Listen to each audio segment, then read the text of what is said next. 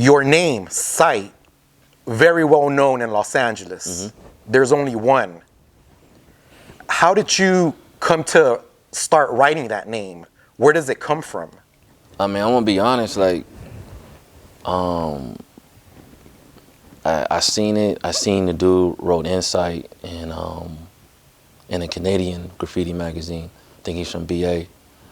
And a lot of people used to say I had insight. So this is a part of me not knowing the rules of not doing the research and not knowing my name. I wasn't taught that. So I started writing Sight. And much love to him. He's an OG. He's been writing before me. I used to write Site 1, but I got to give credit to the site in Canada first and foremost. So I had to change it to Sitezilla. I'll never be the only site. I'll always be the second site, and that's just showing respect to the site in Canada that came before me. I'm Site USA, but he's Site Canada, but he will always forever be the OG. Once you start writing Site, do you tell everyone your name and who you are, or do you keep that a secret, as most writers do? I kept it a secret for a while. Kept it a secret. Didn't tell nobody, especially when I was going to, especially when I was from BWI. I was at Venice. I'm the only BWI there. There's 40 of them there. So I'm going around slashing them up, slashing them out, and they're trying to figure out who I am. Same when I went to university, there's a bunch of gangs. There's a gang up there that didn't like BWIs, and a few crews that didn't like BWI. So I didn't tell nobody who I was in the beginning. When I got to Washington High,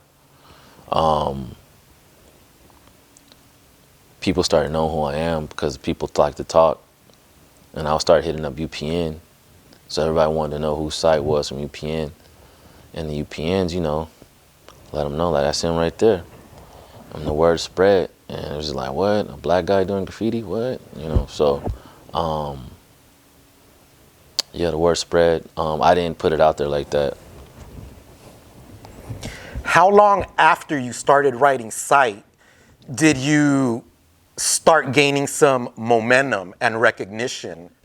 Probably about after a year. After a year, just going out, going hard. It's going hard. It's going out every night. I'll be next morning. I'll get back 3 o'clock in the morning. I got school the next day. I'm falling asleep in school, snoring like crazy. But yeah, I would say a year. It took about a year because I saw the GK interview. I saw the Cope 2 KD Kings Destroy video, and I was like, I'm gonna do it like them. I'm gonna kill it like they did it. And those were my motivational coaches. Those were my graffiti coaches right there. Cope 2 and GK. And I saw that Fox 11 news special. I was like, okay, that's how I have to do it. That's how it has to be done. You mentioned you would go out every night. Was this in the time when you were living with your Mexican family? This is after. I went back to my grandmother's house. I went back to my grandmother's house, and I was sleeping in one of the back houses she had. When I went back over there, that's when it's like I started going very hard. When I was with the Mexican family, I couldn't leave like that. But after they gave me the boot and get out the house, I felt truly alone and abandoned.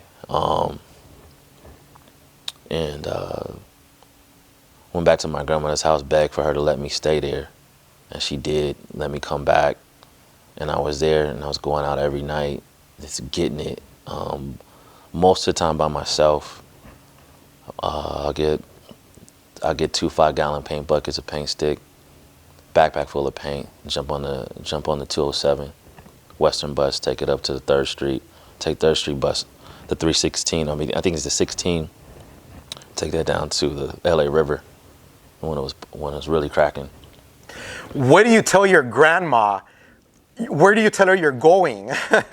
What does she say? Does she try to stop you? No, grandma didn't know, because, old people fall asleep early. Grandma, she's asleep at 8, 9 o'clock, so I'm out the door. I'm back in the house before she wakes up.